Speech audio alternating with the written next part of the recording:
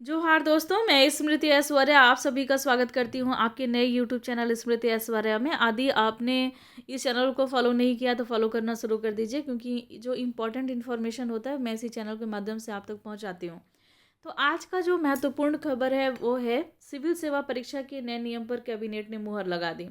यदि आप Telegram group से नहीं जुड़े हैं तो जल्द से जल्द आप वहां जुड़ जाइए, ताकि वहां क्विज़ लगा सकें। Study with Smriti quiz time group में आपकी प्रीलियम्स की तैयारी जो है वो बेहतरीन तरीके से वहाँ कराई जा रही है।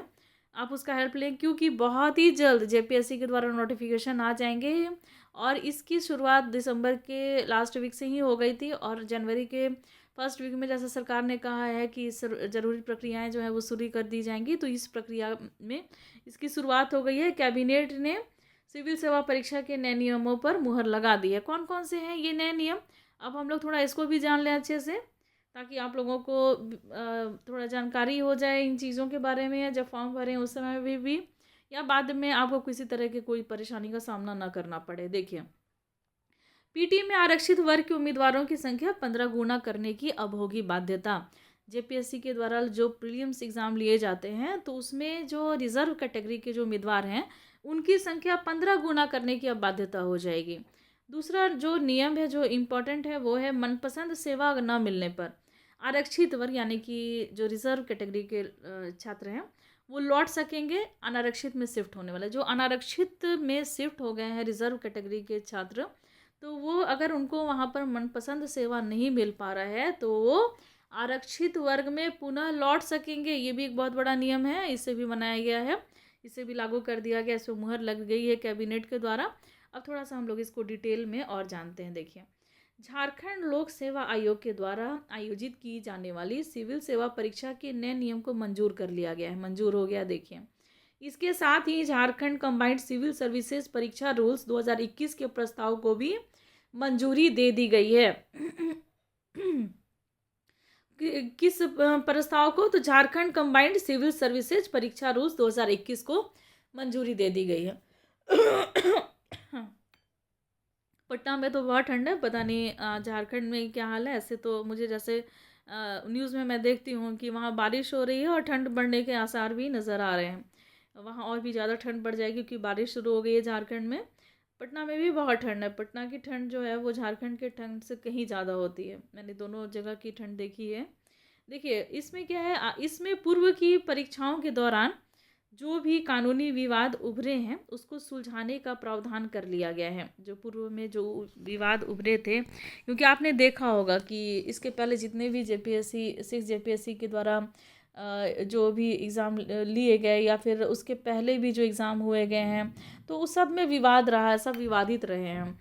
तो इन सभी विवाद को भी सुलझाने का एक प्रावधान किया गया है इस नियम के द्वारा। नए नियम में आरक्षित वर्ग के उम्मीदवारों की संख्या 15 गुना पूरी करने के लिए अनारक्षित वर्ग के जो चयनित अंतिम उम्मीदवार के अंक से अधिकतम 8% तक नीचे जाने का भी प्रावधान किया गया है। आरक्षित वर्ग को अनारक्षित वर्ग में वापस आरक्षित वर्ग में आने की भी सुविधा दी गई है। तो जो आरक्षित वर्ग के छात्र हैं जो कि अनारक्षित वर्ग में शिफ्ट हो गए थे, तो अगर उनको मनपसंद सेवा वहाँ नहीं मिल पाती है तो फिर वो अपने आरक्षित वर्ग में वापस आ सकते हैं। ये सुविधा दे दी गई है अब छात्रों को। इसकी जानकारी देते हुए कार्मिक सह कैबिनेट सचिव अजय कुमार सिंह ने बताया कि जेपीएससी के द्वारा अब कैबिनेट के द्वारा मंजूरी झारखंड सिविल सर्विसेज रूल्स के प्रावधानों के तहत परीक्षाएं ली जाएंगी। देखिए, इसकी जानकारी किसने दी? तो कार्मिक सह कैबिनेट सचिव अजय कुमार सिंह, इन्होंने ये बताया है कि जो जेपीएससी है उसके द्वारा जेपीएससी द्वारा अब कैबिनेट के द्वारा मंजूर झारखंड सिविल सर्विसेज रूल के प्रावधान के तहत ही परीक्षा ली जाएगी। इस नई नियमावली में परीक्षार्थियों की न्यूनतम उम्र सीमा 21 वर्ष, आप सभी उम्र के बारे में पूछ रहे थे, और शैक्षणिक योग्यता के बारे में भी पूछ रहे थे, तो ये दोनों चीज़ें यहाँ दी हुई हैं कि इस नई नियमावली में परीक्षार्थियों की न्यूनतम उम्र सीमा 21 वर्ष और शैक्षणिक योग्यता स्नातक निर्धारित की गई है। नई नियमावली में आरक्षित वर्ग के उम्मीदवारों की संख्या 15 गुना करने का प्रावधान किया गया है। जो नई नियमावली बनाई गई है उसमें आरक्षित वर्ग के उम्मीदवारों की संख्या कितना करने का प्रावधान किया गया है, तो 15 गुना करने का प्रावधान किया गया है प्रीलिम्स में। सामान्य प्रक्रिया के तहत अगर आरक्षित वर्ग के उम्मीदवारों की संख्या 15 गुना नहीं हो तो आरक्षित वर्ग, माफ कीजिएगा, अनारक्षित वर्ग के चयनित अंतिम उम्मीदवार को मिले अंक से 8% तक घटा करके आरक्षित वर्ग के उम्मीदवारों की संख्या 15 गुना कर दी जाएगी। किसी भी स्थिति में यह 8% से कम नहीं होना चाहिए। मतलब कोई भी स्थिति हो जाए, लेकिन ये जो अंक कम करने की जो प्रतिशत है 8%, अब उससे कम नहीं हो किया जा सकता है। श्री सिंह ने बताया है कि सर्विस आवंटन में उभरे विवाद को सुलझाने के लिए यह प्रावधान किया गया है कि साक्षात्कार के बाद जो इंटरव्यू लिए जाते हैं जेपीएससी के द्वारा, तो साक्षात्कार के बाद तैयार अंतिम परिणाम में अनारक्षित वर्ग के लिए एक कट ऑफ मार्क्स निर्धारित किया जाएगा। अगर एसटी, एससी, ओबीसी वर्ग का कोई भी उम्मीदवार अनारक्षित वर्ग के बराबर नंबर लाता है तो वह अनारक्षित वर्ग में चला जाएगा। लेकिन अनारक्षित वर्ग में जाने के बाद अगर उसे मनपसंद सेवा नहीं मिलती है तो वो फिर से आरक्षित वर्ग में जा सकेगा। ये भी एक सुविधा दी गई है छात्रों को। मुख्य परीक्षा के बाद साक्षात्कार के लिए 2.5 गुना उम्मीदवार को आमंत्रित किया जाएगा। जैसे प्रीलियम्स जब आप एग्ज़ाम देंगे तो आपके 15 गुना रिजल्ट आएंगे। अगर आप मुख्य परीक्षा के लिए चयनित हो जाते हैं तो उसके बाद 2.5 गुना, जितने सीट्स होंगे उसके 2.5 गुना उम्मीदवारों को आमंत्रित किया जाएगा।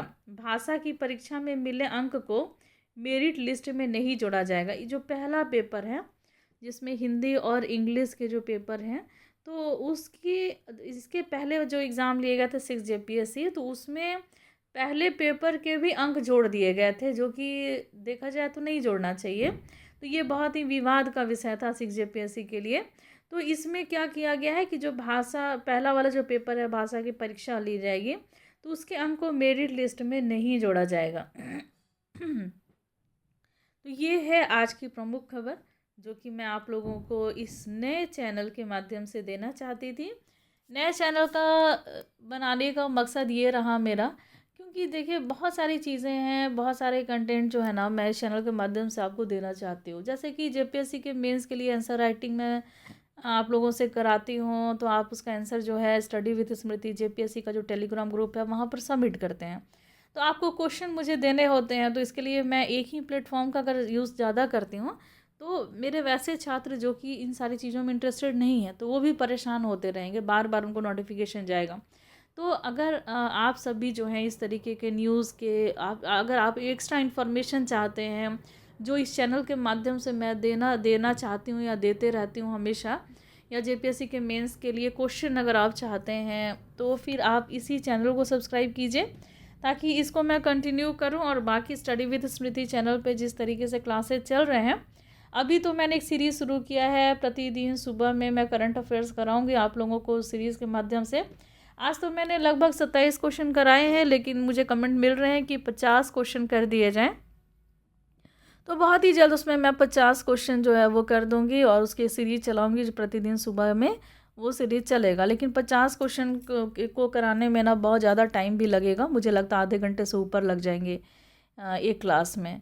तो उतना देर तक लगातार बोलने की कैपेसिटी भी होनी चाहिए। तो अगर देखती हूँ, अगर क्षमता को मैं बढ़ाऊँगी अपने बोलने की, कोशिश करूँगी अधिक से अधिक प्रश्नों को शामिल करने की। सुबह वो उसके देखिए मैं चाहती हूँ कि उसके क्लास जो है ना आपको सुबह 6 से 7 के बीच में आपको मिल जाया करें प्रतिदिन। और साप्ताहिक करंट अफेयर्स जो कि आपको पूरे मंथ से आपको पूरे वीक से आपको अपडेट रखेंगे। जो 2021 जैसे जनवरी मंथ के फर्स्ट वीक के करंट अफेयर्स उसको मैं तैयार कर लूँगी, जो कि आपको हर रविवार को इसके भी क्लासेज आपको सुबह में मिल जाया करेंगे। तो आज की क्लास में बस इतना ही। मिलते हैं हम लोग नेक्स्ट क्लास में, लेते हैं आपसे विदा। धन्यवाद।